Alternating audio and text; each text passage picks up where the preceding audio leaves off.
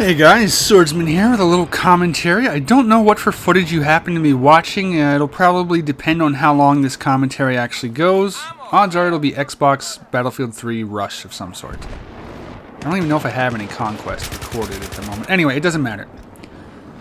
The topic of this commentary is a very specific one, and that is that I wanted to discuss the notion of 24-man versus 32-man versus 64-man. Now, right off the hop, there's going to be some retard in the comments who's going to be like, why would you start something about Xbox versus PC, console versus PC? This is not a console versus PC commentary. This is a server size commentary. And every one of these server sizes is available on PC. There are 24-man servers on PC. Admittedly, there are a lot fewer of them, so it is a little bit troublesome rather, to get into a 24-man server on PC if that's what you're looking for. And you know, during the beta, or prior to it rather, I said I wasn't a fan of 64-player servers based on past experience. And the beta sort of toyed with my emotions a little bit, you know? It really did toy with them a bit. I enjoyed Caspian Border.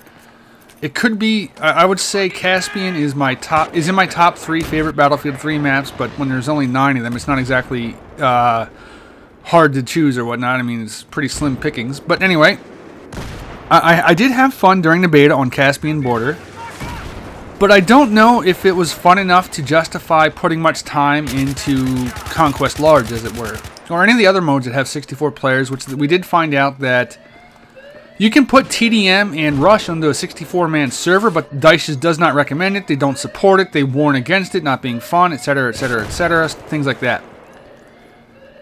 And so, more and more I've found since release that I do not enjoy the bigger servers. I noticed this back during Bad Company 2 on PC. I felt as though even on 32-person servers, even though it's a smaller leap, that it felt like my role on the game itself was diminished, in that I guess I just got a sense overall that my performance in that particular game just mattered less and less the higher you get in number count. And I'm aware that some of you guys will just be absolute, it's not a real game unless you have 32 plus or 64 people, and there's those out there that demand 128-man Caspian and stuff like that. And that, I'm not here to change your opinion.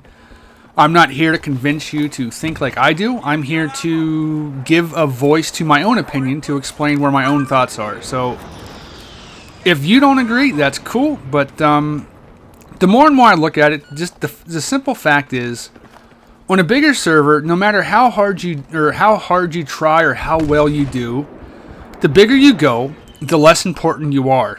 And that sort of gets away from why I enjoy FPS titles. I like the fact that you're shooting people and being involved in a team type of action and doing stuff together. And I think a lot of us like to play these games and feel as though kind of like feel as though we're a badass, kind of feel as though we're doing something special, that we're kicking someone's ass, that, you know, you sort of play to have this sense of like, you know, it's not like you're playing an RPG or whatnot. You're just going out into a game, you're having a significant impact and contribution to that team's success or failure. And I just feel that whenever you get to a bigger server, that no matter what you do, it's less important. And I ran the numbers a little bit. On a 24-man server, frequently found on consoles, as that's all I got, but you can get them on PC. I cannot stress that enough. You can have 24-man servers on PC.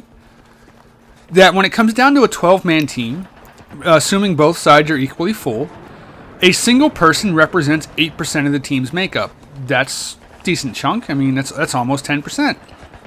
Then if you go to the 32-man server, again, 16-man teams, assuming both sides are full, you're down to representing 6% of the team. That's not a super big jump, I don't think. I mean, 2% is I thought it was noticeable a little bit on Bad Company 2, more so when it came to Rush than in Conquest.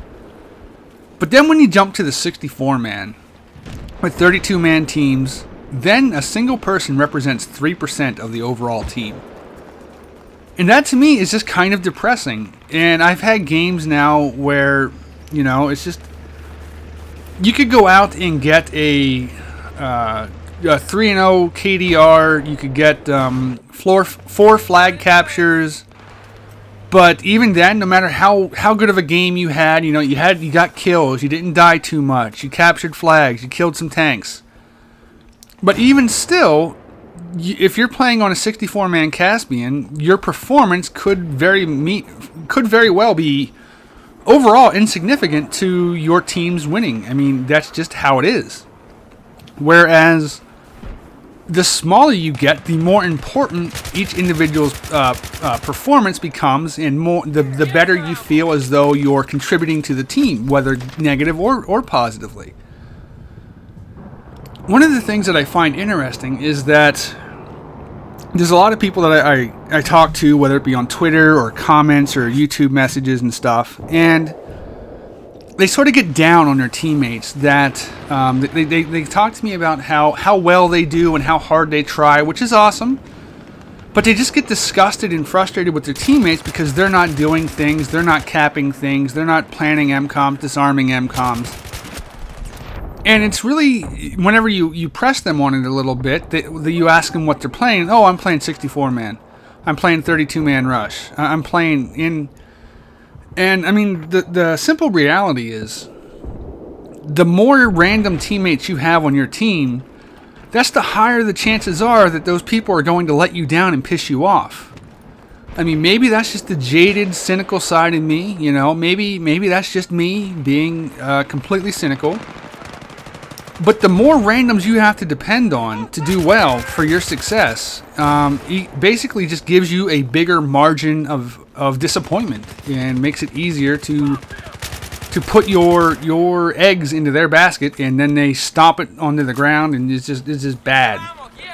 I think part of the reason why Squad Deathmatch was a popular pastime of mine in Bad Company 2 is the fact that then you became 25% of a team. And 25% of the team is pretty damn big. That really did get my attention, and something that I enjoyed, that whether or not we won or lost could be directly related to my own personal performance. And so, I don't know, does this make sense to anyone else? Does anyone else feel the same way, that they prefer having a bigger role in the battlefield? I know that that seems to be a very popular mindset and driving focused in the Call of Duty games, wherein most times it's 6-on-6 or 9-on-9. And again, those will be much bigger percentages for a single player when it comes to the average server, if you don't count Squad Deathmatch. So from there, I really think that, if you want your individual performance to be able to have a bigger contribution to the team, maybe you're like myself and you should check out some 24-man servers, whether that means playing on console more, or whether that means going out of your way and trying to find those few 24-man servers that exist on PC. I know they are quite rare, but I would dare say I would almost be interested in setting one up to have a dedicated 24-man server on PC that was just... similar, that where each person had a bigger role in the actual game. Well, that's my take on it. That is my personal opinion. That's what I think of it. You guys are free to disagree. I'm not here to change anyone's mind. Just to sort of give you guys a bit of a glimpse into one of the many reasons why I've been leaning mostly towards the Xbox so far in Battlefield 3's lifespan, as small and limited as it may be. Though rumor has it there is a D-Crew night planned for later tonight, and I might just have to make a PC appearance, or if Ampac shows up, I'll probably be slumming it, as the Xbox guys are calling it. Excuse me, the D-Crew PC guys may have referred to it as, so, I don't know. These are just my thoughts. I wanted to get them down into a video, see what you guys thought. Be sure to let me know in the comments if you enjoyed this video. Hey, give me a thumbs up if you would. I noticed you guys have been doing a lot of thumbing ups lately without me asking, so wanted to say thank you for that, guys. As much bullshit as you hear from the jokes and stuff, quite literally rating a video really does help out the author when it comes to videos popping up in searches and things like that. So thank you all for those of you that have been rating my videos lately. Take care, guys. I'll see you later.